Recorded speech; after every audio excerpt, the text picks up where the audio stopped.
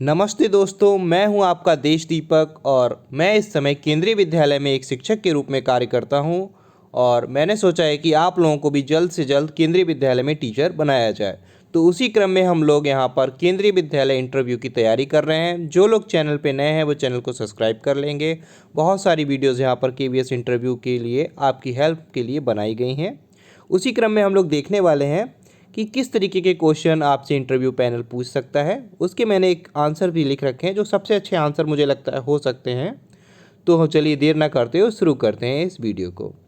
देखिए, जब आप जाते हैं इंटरव्यू पैनल की तरफ से तो पैनल जो है डायरेक्ट आपसे क्वेश्चन नहीं पूछेगा, वो कुछ ना कुछ भूमिका बनाकर आपसे प्रश्न आपके सामने रखेगा ताकि आप बिल्कुल व्यवहारिक आंसर दे पाएँ।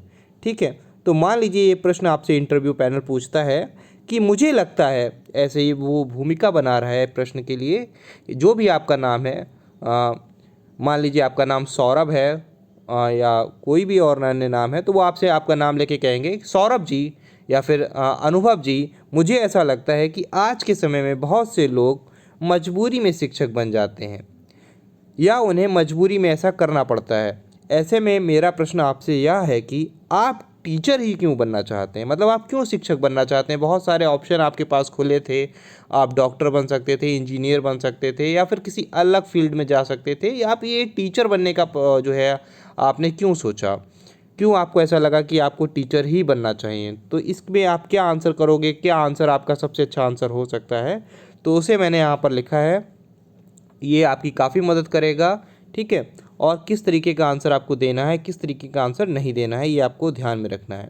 देखिए, पहली बात तो ये, आपको ऐसा आंसर करना है कि जिससे आपके और ज़्यादा क्वेश्चन उस आंसर से बन सकें। ठीक है, इसका आप उत्तर इस तरह से देंगे, सर या फिर मैडम, जो भी आपसे क्वेश्चन पूछें, बहुत ही सरल शब्दों में और बहुत ही आवाज़ को धीमा रखते हुए, मतलब इस तरीके से नहीं कि ये पोलाइट वे में आपको आंसर करना है।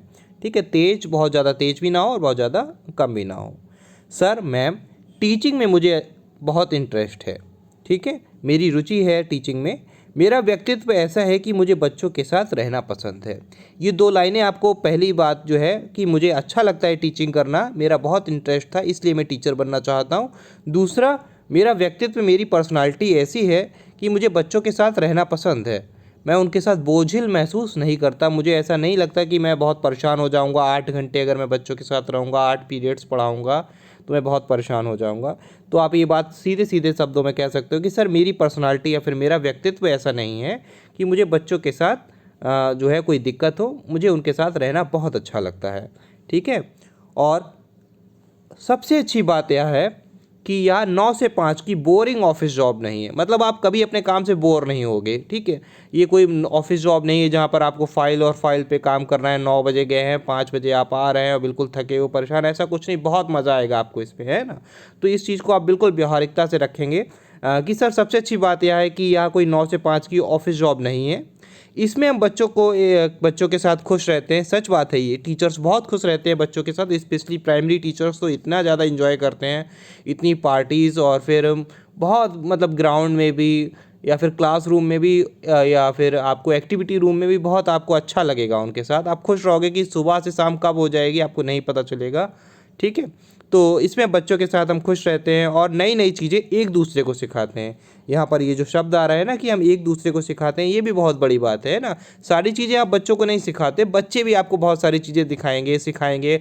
मार्केट से नई नई चीज़ें ला के दिखाएंगे, सर देखिए अब ये चीज़ आ रही है। आपको बहुत सारी चीज़ें पता भी नहीं होंगी कि जो स्टोर्स वगैरह हैं या फिर जो किताबों की दुकानें हैं, वहाँ पर नई नई क्या क्या चीज़ें आ गई हैं ना, कौन कौन सी नए चीज़ें अब मार्केट में, तो सारी बच्चे आपको ला के दिखाएंगे, सर देखिए ये ऐसा होता है, सर ये है। और बहुत सारी चीज़ें आप एक दूसरे को सिखाते हो क्योंकि टीचिंग लर्निंग जो प्रोसेस है वो दोनों तरफ से चलती है ना।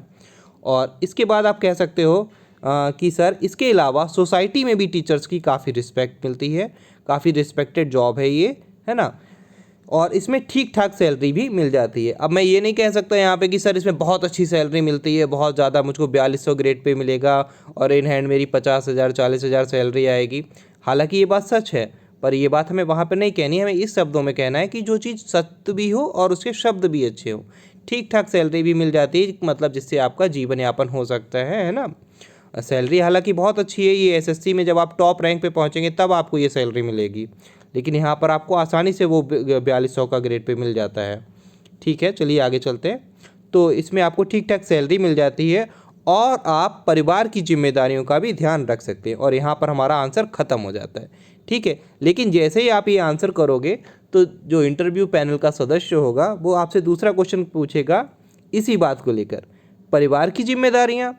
और वो आपसे जानते हैं क्या कहेंगे, परिवार की जिम्मेदारियों का ध्यान कैसे रख पाएंगे आप, केंद्रीय विद्यालय में तो बहुत दूर दूर पोस्टिंग हो जाती है ना। आपको बहुत दूर मतलब पता चला आपको दक्षिण भारत में कहीं पर भेज दिया, या फिर कहीं गुजरात में पोस्टिंग दे दी, या फिर आपको नॉर्थ ईस्ट में कहीं पोस्टिंग दे दी, तब आप परिवार की जिम्मेदारियों का कैसे ध्यान रख पाएंगे। ये तो बहुत ही बेकार जॉब है केंद्रीय विद्यालय की, इसमें तो इतनी दूर दूर पोस्टिंग कर दी जाती है। तो इसका आंसर क्या करना है ये मैं आपको नेक्स्ट वीडियो में बताऊंगा, है ना। क्योंकि मुझसे भी ये प्रश्न सेम इसी तरीके से पूछा गया था कि ऐसा ऐसा हो सकता है, तो आप क्यों जाना चाहते हैं। ठीक है, तो इसका आंसर क्या करना है ये मैं आपको अन्य वीडियो में बताऊंगा। एक चीज़ का यहाँ पर ध्यान रखना है, देखिए आदर्शवादी नहीं बनना है आपको इंटरव्यू के पैनल के सदस्यों के सामने, वहाँ पर पैनल के सामने, कि आप जाके बोल दें कि मतलब इस तरीके से बात करें कि सर मैं समाज में एक बहुत बहुत बड़ी क्रांति लाना चाहता हूँ, और मैं ये करना चाहता हूँ, मैं वो करना चाहता हूँ। देखिए ये सब बेकार की बातें हैं ना। सच बात क्या है, आपको व्यवहारवादी रखना है, मतलब आपको जो व्यवहार में चीज़ें प्रैक्टिकल हो सकें वो करनी है ना। इस तरीके से बहुत लंबी चौड़ी बातें नहीं फेंकनी कि आपको सामने वाले को आप बोर कर दो, उन्हें भी मालूम है कि आप क्यों आना चाहते हो, है ना। क्योंकि अब जहाँ पर इतनी ज़्यादा बेरोजगारी है और ऑप्शंस बहुत कम है लोगों के पास, तो लोग समझते हैं कि वो टीचर आसानी से बन जाएंगे। तो उसमें आपको एक अच्छा आंसर देना है जो प्रैक्टिकली फिट हो सके, है ना, जो प्रैक्टिकली फिट हो सके। बहुत लंबी चौड़ी बातें करके उनका समय बर्बाद नहीं करना है। आपको ऐसा आंसर करना है जिससे वो खुश हों, और जो जिससे और ज़्यादा क्वेश्चंस बन सकें और वो आपसे ज़्यादा देर तक बात कर पाएँ। लंबा इंटरव्यू अगर आपका चलेगा, यानी इसका मतलब ये है कि वो आपसे बात करने में इंटरेस्टेड थे, आपसे काफ़ी उन्होंने बात की, है ना। देखिए मान लीजिए अगर आप इंटरेस्टेड नहीं होंगे वो आपसे बात करने में, तो 2 4 5 मिनट 10 मिनट में आपसे कह देंगे चलिए जाइए, हो गया, है ना। हम ऐसे आदमी से बात ही क्यों करेंगे जिसमें हमें रुचि नहीं होगी। लेकिन अगर आपको उनसे बात करना अच्छा लग रहा है, आप मतलब उनको, तो वो आपसे लंबी बात होगी, और वो ऐसा तभी होगा जब आप उनको प्रैक्टिकल आंसर दे पाओगे। ठीक है, इसके साथ आपको क्या करना है ये मैंने सारे जो बता रखा है पहले भी, कि ये आप ये सब कर लीजिए, अबाउट KVS FLN NEP विद्या प्रवेश बाल वाटिका, ये सब चीज़ें मैंने अपनी प्लेलिस्ट में बना रखी हैं। आप पूरी प्लेलिस्ट एक बार देखो, सारी हर एक वीडियो को देखो, है ना। इससे क्या होगा, इससे काफ़ी ज़्यादा कॉन्फिडेंस आपका बूस्ट करेगा और आप कई सारी चीज़ें जान पाओगे। देखिए वहाँ पे कुछ रटा रटाया तो बोलना नहीं है ना, ये रटा रटाया तो कुछ बोलना नहीं है। तो आपको ऐसा आंसर करना है जो ठीक ठाक हो और आपका कॉन्फिडेंस अच्छा रहे। ठीक है, इस आंसर में कई सारे क्वेश्चंस बन सकते हैं, कि जैसे कि ये कि नई नई चीज़ें आप बच्चों को सिखा सकते हैं या उनसे सीखेंगे, क्या चीज़ें आप बच्चों को सिखाएंगे, क्या उनसे सीखेंगे। तो इसका आंसर भी मैं आपको अगली वीडियो में बताऊंगा, है ना। दूसरा यहाँ पर ये है कि सोसाइटी में टीचर्स को काफ़ी रिस्पेक्ट मिलती है। वो आपसे ये भी कह सकते हैं, अरे आप तो कह रहे हैं सौरभ जी या फिर अनुभव जी या फिर सोनाली जी की बहुत रिस्पेक्ट मिलती है। आजकल कौन इज्जत करता है टीचर्स की, आप तो जानते ही हैं। तो आप कह सकते हैं कि नहीं सर ऐसा नहीं है, मेरे भी एक सर थे और मैं उनकी बहुत रिस्पेक्ट करती थी, उन्होंने मुझे ये सिखाया था वो सिखाया था। इस तरीके से आप बहुत सारे अच्छे आंसर्स क्वेश्चंस मतलब एक आंसर से कई क्वेश्चन बनेंगे, और यही इंटरव्यू लेने का एक तरीका है। और इसको मैं अगली वीडियो में क्वेश्चन बाय क्वेश्चन आपको कराता रहूँगा अगर आप चाहोगे तो। यदि आप नहीं चाहोगे तो ये वीडियो लास्ट होगी, पहली भी यही है और अंतिम भी यही हो जाएगी, और मैं इसको यहाँ पर इस सीरीज़ को बंद कर दूँगा। ठीक है, तो जैसा आप लोग कहोगे वैसा कर देंगे हम लोग। तो इसमें क्या है, ये क्वेश्चन भी बन सकता है कि क्या आप सिखा सकते हो। दूसरा ये परिवार की जिम्मेदारियों वाली बात है, ये भी मैंने बताया। तो उसमें वो ये कह सकते हैं कि पोस्टिंग तो बहुत दूर हो जाएगी, तो आप परिवार की जिम्मेदारियों का ध्यान कैसे रखोगे, है ना, कैसे आप करोगे ये सारी चीज़ें। और फिर ठीक है, तो ये एक क्वेश्चन अच्छा, बहुत अच्छा आंसर है। एक बार मैं दोबारा पढ़ देता हूँ कि जो सर या मैम, टीचिंग में मुझे बहुत इंटरेस्ट है, मतलब मुझे टीचिंग करना बहुत अच्छा लगता है, और मेरा पर्सनालिटी, मेरा व्यक्तित्व भी ऐसा है कि मुझे बच्चों के साथ रहना बहुत पसंद है। ऐसा नहीं कि मैं उनके साथ परेशान हो जाता हूँ, बोझिल हो जाता हूँ, या फिर मुझे बहुत ज़्यादा गुस्सा आता है ना, ऐसा कुछ भी नहीं है। मेरी पर्सनालिटी ऐसी है कि मैं बच्चों के लिए बिल्कुल अनुकूल हूँ। ठीक है, और दूसरी बात टीचिंग जॉब की सबसे अच्छी बात यह है कि ये कोई बोरिंग जॉब नहीं है 9 से 11 की, जो उसमें आप रोज़ जा जाकर बोर हो जाएं स्कूल में। ये बहुत मज़ेदार जॉब है और इस पर बहुत अच्छा लगता है बच्चों के साथ। नई नई चीज़ें हम बच्चों को सिखाते हैं, सीखते हैं, और मज़ा करते हैं, खुश रहते हैं। मतलब हम जब स्कूल से आते हैं तो हम भी खुश होते हैं और बच्चे भी खुश होते हैं। हालांकि हम दोनों थके हुए ज़रूर होते हैं, बच्चे भी थक जाते हैं स्कूल में बहुत सारी एक्टिविटी करके, टीचर्स भी थक जाते हैं, पर हम दोनों हैप्पी होते हैं। ये बहुत बड़ी बात है। किसी भी ऑफिस में निकलते हुए व्यवसाय मतलब आप जो एम्प्लॉयज़ है उसको निकलता हुआ, जब वो निकलता है तो आप उसको हैप्पी नहीं दिखोगे कि उसको ऐसा लगता है कि दिन पूरा ख़राब गया, पर यहाँ पर आपको ऐसा नहीं मिलेगा। इसके अलावा टीचर्स की जो सोसाइटी है उसमें टीचर्स की काफ़ी रिस्पेक्ट है ना। वो शिक्षक को काफ़ी लोग रिस्पेक्ट करते हैं क्योंकि उनको मालूम है ये पढ़े लिखे लोग हैं, एक शिक्षित वर्ग है और इसके पास अच्छा खासा पैसा भी है। जब वो टीचर है, एक सरकारी टीचर है, तो उसके पास अच्छी खासी 50,000 रुपये जो है लमसम सैलरी सभी को मिल रही है 70-80 हज़ार रुपये तक होती है।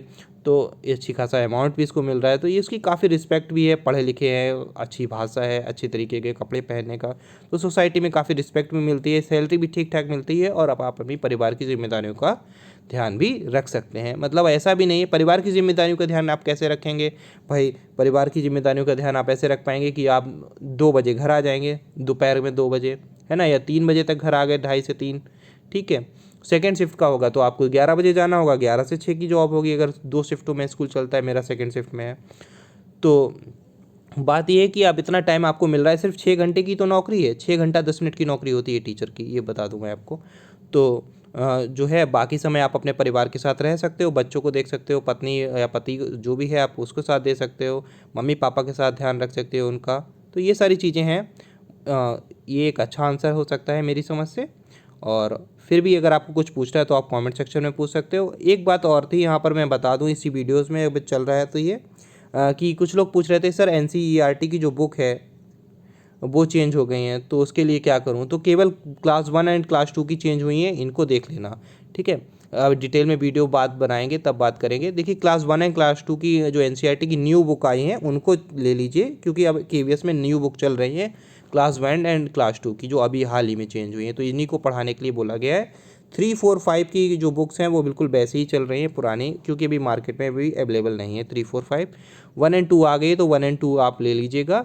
और 1 एंड 2 इम्पॉर्टेंट भी हैं क्योंकि इसमें पोएम्स भी हैं, तो पोएम्स आप कर लीजिएगा। पोएम्स की अलग इंपॉर्टेंस है, वो उसमें हम बाद में बात करेंगे, ठीक है। तो चलिए मिलते हैं किसी अन्य वीडियो में, और कुछ पूछना हो तो आप लोग पूछ लीजिएगा कमेंट सेक्शन में। और ये सीरीज़ में करा के आपको 20 से 25 क्वेश्चन ऐसे करा दूंगा जो आपसे वहाँ पूछे जाएंगे और इसके आप बहुत अच्छे आंसर दे पाओगे। कुछ लोगों को लगता है कि सर इसका आंसर इंग्लिश में क्या होगा, तो आप इसको इंग्लिश में ट्रांसलेट कर लीजिएगा गूगल ट्रांसलेटर की मदद से, है ना। बहुत आसान काम है, ये बहुत अच्छा आंसर है। सेम ऐसा ही मिलता जुलता आंसर मैंने भी वहाँ इंटरव्यू पैनल में किया था। चलिए तब तक के लिए जय हिंद, जय भारत।